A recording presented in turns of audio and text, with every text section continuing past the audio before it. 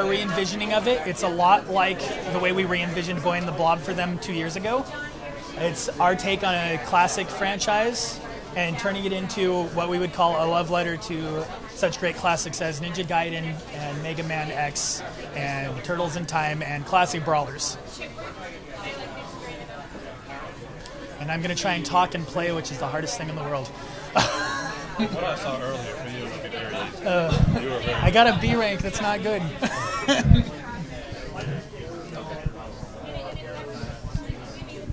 But we start off here with the vampires attacking Brimstoners. The Brimstoners are the characters we're here to help. And we enter in the coffin rocket. It is a rocket with two rockets attached to the back and a drill in the front. It is our beginning and ending to the levels. The drill drills us out of the levels, and the rocket parts send us into it. BloodRayne is... BloodRayne, the character, everything in the game is hand-drawn. BloodRayne, the character, is actually 4,000 frames of animation. Thank you. She has a fantastic idol, which I will wait here for with you guys as I talk over it. It's probably one of the sexiest things I've seen. And it's not totally true, but it's close. The game's main premise is it's a brawling, side-scrolling action platformer. The game itself promotes making sure you don't take damage. There was the sexy taunt just now. The game promotes not taking damage, being fast, and being effective in your kills. If you do all three of those, then when we get to the end of the level and it tallies up our score, we have a score system that's a lot like the score system from Devil May Cry. So we have an F rank to an S rank. And the better you do, the higher your score will be. Since we have leaderboard support, then you can compare your scores to your friends or to the top of the leaderboards and see who is truly the best Dampier. Rain kills with preternatural abilities. She actually, at the start of the game, has every move to her disposal that is available to the player from beginning to end. We don't take it away and we don't give it to you. You automatically have it from the start. The thing that promotes leveling up is we have crystal skulls hidden throughout the levels. You collect 5 and it allows you to upgrade bullets and it allows you to upgrade her health. The bullets are fantastic for getting through levels quicker. As you will see here in a minute, I will shoot this row of guys. They will all go down. Then I will shoot again and they're already all dead. However, at the start of the game you only have 5 bullets, so going through battle bars and trying to do it effectively and quickly at the start forces multiple playthroughs. However, we do give you the incentive of playing multiple times with unlockables once you finish the game.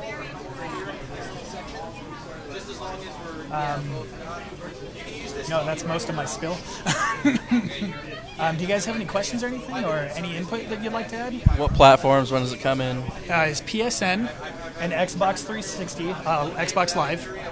It will be 1,200 points on XBLA, and then $14.99 on PSN. Release date is August 1st, and then July 31st. PSN, I believe, is 31st. August 1st, I believe, is Xbox 360. All right, thanks. Thank you. I saw before a character jumping from what looked like the background into the foreground. Very, very nice. Thank you. Yeah, it's a little nod to Teenage Mutant Ninja Turtles. How long has this been in development? Because, I mean, you can see the quality of the frames of animation. I mean, very anime-esque, very cel-shaded-esque. I mean, it looks very good. I will let you do... What do you think? 2 years? It's been a year and a half. A year and a half? It came together very quickly. We have a stellar team of animators along with a stellar team of programmers, and the game came together so quickly. It was a beautiful, lightning-striking moment. BloodRayne games? Is there any connection to the story? It's mostly, it has some characters, has some of the same characters. We took a lot of liberty with the storyline, kind of trying to almost do a reboot for us. Since it was new to us, we wanted to kind of make it our own, and Majesco let us do that. If anything, can I ask you guys what rating you think this is? What do you think the rating is, ESRB? Well, since I'm from Germany, I'd say 18. I'd say teen. Okay, we actually got teen, and it's probably because it's mostly cartoon violence. However, I'm amazed that as much blood as you guys just saw, I would got a teen rating. I would have said M. And it drives me up the wall because Way Forward is notorious for doing kids games and some teen games. We were so looking forward to getting a mature rated game out, and we still couldn't even pull it off. I don't know what we could have done because there's a lot of blood.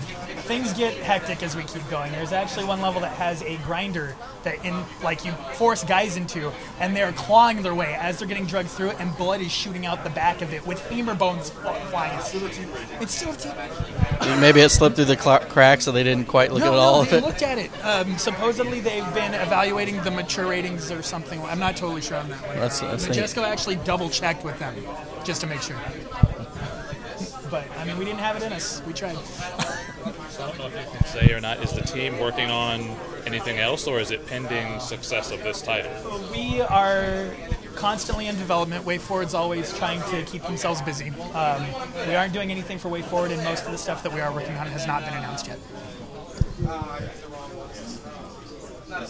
But look forward to all of this. Estimated length of gameplay? Estimated length of gameplay is about 6 to 7 hours for the first playthrough, and then after you get good with the levels, understanding what the flow of combat's like, the cacophony of destruction, if you will, it is probably, I would say, maybe 2 hours. I can do it myself since I built all the levels in about an hour and a half, but I've been working on it for like 6 months straight. Oh, and then there's that. How big was your development team? There was about 7 or 8 core people, and then we have probably a team of 20 or so animators, and then on and off programmers, probably 5 or 6. There was a lot of people that had like quick hands-on moments, but there was mostly about a 6 or 7 like core team always there. Color palettes intentionally limited to black, white, and red, or is it just for the demonstration? It is just this level. We actually do a bunch of other colors as we keep going. We will, out of the 15 levels we traverse, we will go through 5 different tile sets, and we go from the forest motif to like higher, almost catacomb style looking area where there's like castle, like you're up on rooftops of a castle. Then we go into the ballroom castle area, and then we go down to the crypt, and then there's one final area that I will leave up to everybody else to find. But the final boss in this game, and I'm not blowing smoke on anyone here, but it's quite possibly the most epic boss fight I've ever seen in my life. So many late night fever dreams of somebody going, oh man, you know what we could do? And then somebody going, oh, that'd be awesome. And then it got in, and it's the most like, oh my god, I can't believe we actually did that, and it's in there still moment. You've played this game a lot, obviously. What would you say is the one thing about it that impresses you the most, or that you like the most about this new title? I would say that the thing that impresses me the most is something like that. The game's scoring system is fantastic. Being able to quickly run through a level, making sure that everything is so well tuned. I mean, we spent probably a month fine-tuning the battle bars, the scores. We took in a lot of input. We actually had a tracking system so that when we were playing, it would send information to our servers, and we could see what testers' scores were against like my scores and along with other people developing the scores. So then we could take all that information and figure out what a general good score was, instead of just going, oh, well, here's our best tester, let's minus 5 points from their time, and then there's the score. Sounds good. So it's a lot of people's input to get a better score. Oh, that was horrible. How did it come to be that you make this game? I mean, you've made games like Boy and His Blood, Batman, Brave and the Bold, and then something like this. There's a huge jump. What it initially was we came to Majesco for Boy and His Blob. The guy that directed this, Sean Velasco, actually went out of his way to contact Majesco for the rights to do Boy and His Blob. After we were done with Boy and His Blob, we talked about doing other things with them. Never panned out. Then we did Batman for WB.